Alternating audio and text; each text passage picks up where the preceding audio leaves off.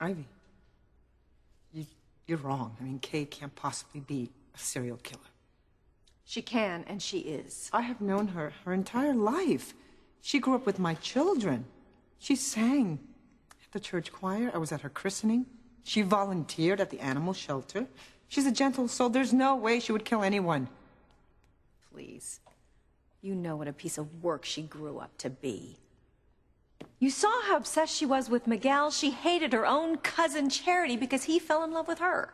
No, but all teenagers go through phases. Yeah, right. Well, she's still in her bitch phase. You saw how she helped sabotage her own parents' marriage. Have we forgotten who she helped?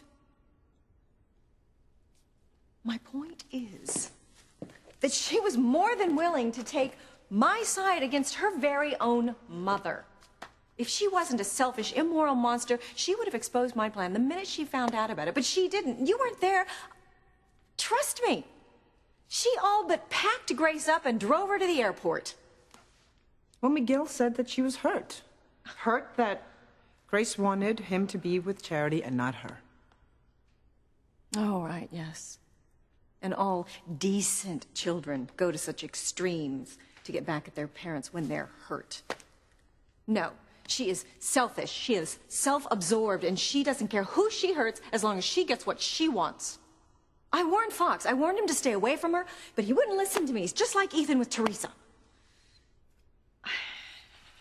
Anyway, Fox fell madly in love with her. She broke his heart, and, oh, by the way, she murdered him. I'm sorry. I just don't believe that she killed Fox. You who know better than anyone else that circumstances can develop that make even the best person do something horrible. That's a terrible thing for you to say to me, because you know what happened was an accident. I know, and I didn't mean to bring up your secret. It's just, we were talking about Mexico and what happened, and it made me realize that if something like that can happen to someone like you, someone so good, then just think what could happen when you start with a rotten apple like Kay. Well, I suppose anyone can be driven to extremes, as I was.